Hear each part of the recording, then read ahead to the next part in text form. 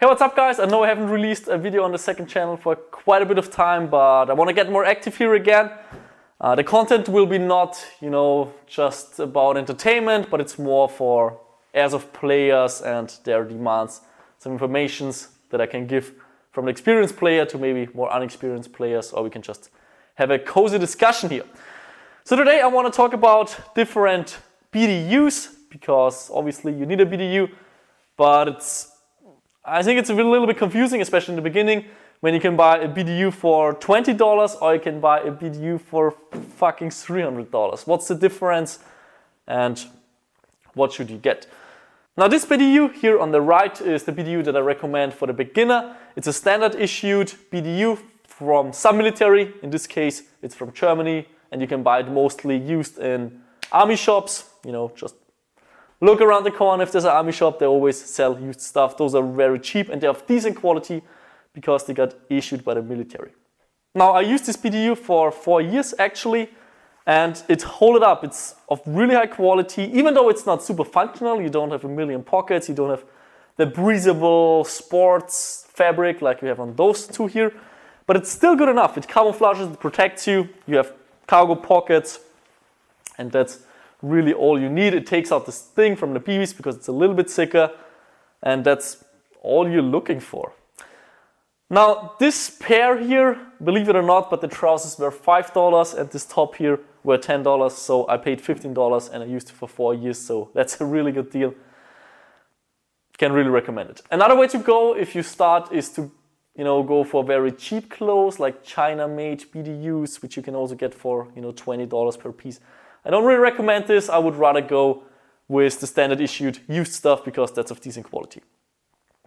Now moving further on, here in the middle we have some LBX stuff that's like mid-range. It's actually designed for Airsoft players. That's the price range which I recommend for people who play for a little longer. Maybe they want to have a special camouflage pattern which they can't get with the standard issued stuff. That right here is Cayman. Camouflage is good in forests. And what I like more about this compared to those is you have the Velcro here on the side, so you can put a patch on it, you have more pockets, and you have the breathable stuff. Now LBX is not the only company that makes that stuff. There's lots of other companies out there which make clothes just for Airsoft players or also for real units, so for the real military, but just on a more affordable price. I think this set is, this is $80 and that one is $80 too. Already has some knee pad insert, so you can put knee pads inside here, which is nice. Then you have more pockets here. Even on the legs, you have not just cargo pants on the side, but also here in front for a speed load or something like this. But the knee pads shouldn't be the only reason why you buy these pants. For example, on those here, I sewed a pocket on by myself. Actually, here you can see how old those trousers are and how much I use those. Actually, kind of miss those trousers. They got me through a lot. Anyhow, back to the topic. You can sew in a pocket right here and just insert some foam map, for example, the yoga mat. Just cut a piece out, then insert it there. Okay, moving further on, that's a BDU that UF Pro, they were kind enough to send it over to me. To be honest, I wouldn't buy it. I think it's way too expensive for the demand of the average Airsoft player. Anyhow, if you want to have the best, super fanciest stuff, I guess it's the way to go. It's all breathable. You have this, it's this combination of a million materials. So, you have the breathable whole fabric here, the net fabric, so that you don't start sweating under your arms. Then all of this stuff is breathable. You have a million pockets. You have pockets here in the arms. You even have a Moller system on your lower arm sleeve, so you can attach a map, I guess. Here you have another pocket. So that's a million pockets all over the place. You can get it in lots of different camouflage patterns, so you can, wear whatever the heck you want. And then on the trousers, those trousers are even more expensive than the top. I think the top is, $100-ish, and the pants are $190, but the knee pads are not even included. So those trousers are fucking $250.